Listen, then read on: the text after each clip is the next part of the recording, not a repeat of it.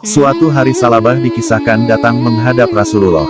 Tanpa basa-basi dia minta Rasulullah untuk memohon kepada Allah supaya dia dianugerahi rezeki. Namun, Rasulullah menolak permintaan tersebut. Meskipun demikian, Salabah tidak bosan-bosannya mendesak Rasulullah untuk memenuhi maunya. Doakanlah kepada Allah agar dia memberiku harta kekayaan, pinta Salabah. Meski kerap ditolak, Salabah memohon sekali lagi.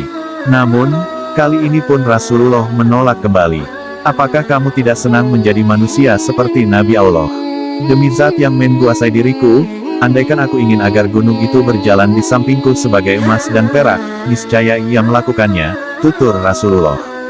Untuk meluruhkan hati Rasulullah, Salabah kemudian mengucapkan sumpahnya. Demi zat yang telah mengutusmu dengan hak, jika engkau memohon kepada Allah, lalu dia memberiku harta kekayaan, niscaya aku akan memberikan hak kepada setiap orang yang berhak menerimanya, ujarnya. Rasulullah memegang janji Salabah.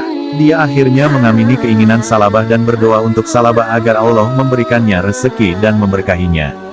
Ya Allah, anugerahkanlah harta kekayaan kepada Salabah, ujar Nabi. Allah memenuhi doa Rasulullah, sehingga akhirnya Salabah mendapatkan seekor unta dan domba. Salabah sangat senang. Setiap hari dia berusaha menggemukkan ternaknya, membuat ternaknya bisa menghasilkan susu yang banyak untuk bisa dijual. Salabah masih teguh bersikap istiqomah saat memenuhi panggilan jihad pada Perang Badar. Seusai perang, dia kembali pada ternaknya. Dia menggembalakannya, menggemukkan yang kurus, dan membesarkan yang kecil. Harinya semakin sibuk seiring bertambahnya jumlah ternak yang dimilikinya. Mereka beranak pinak bak belatung hingga Madinah menjadi penuh sesak. Akibatnya, dia dan ternaknya menyingkir dan tinggal di sebuah lembah dekat Madinah sehingga dia masih bisa salat zuhur dan asyar dengan berjamaah. Sedangkan, salat lainnya dilakukannya sendirian. Ternaknya terus bertambah dan dia menjadi sangat sibuk. Akhirnya, Salabah mulai meninggalkan salat Jumat. Dia hanya menemui orang-orang yang lewat padang gembalaannya untuk menuju salat Jumat di Masjid Madinah dan hanya untuk menanyakan kabar.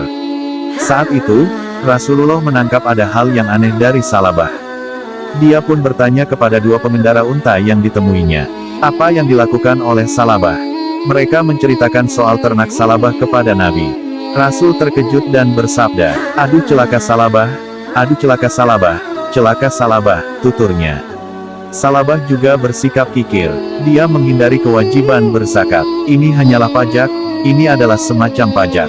Aku tidak tahu, apa ini? Pergilah sehingga selesai tugasmu, nanti kembali lagi kepadaku, elak Salabah kepada utusan Rasulullah. Kabar ini sampai ke telinga Nabi dan membuatnya gusar. Maka, Allah kembali menurunkan firman-Nya dalam surah At-Taubah ayat 75-77 yang berisi sindiran kepada orang-orang yang sebelumnya berikrar akan menyedekahkan sebagian hartanya jika dikaruniai oleh Allah berupa kekayaan, tetapi setelah diberi kekayaan mereka justru menjadi kikir dan berpaling.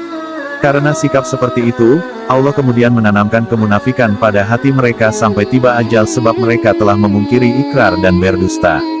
Ketika ayat itu disampaikan Rasulullah kepada para sahabatnya, ada salah seorang kerabat Salabah yang ikut mendengar dan kemudian menyampaikan hal itu kepada Salabah yang menjadi kalang kabut. Dia pun pergi menemui Nabi dan memohon agar beliau mau menerima zakat darinya. Namun, Nabi tak mau menerimanya. Sesungguhnya Allah melarangku untuk menerima zakatmu. Kemudian, Salabah yang sangat menyesal melaburi kepalanya dengan tanah. Lalu, Rasulullah berkata kepadanya, "Inilah amalanmu. Aku telah memerintahkan sesuatu kepadamu, tetapi engkau tidak mau mematuhiku." Hingga Rasulullah dan para khalifah tidak menerima sedikit pun zakatnya.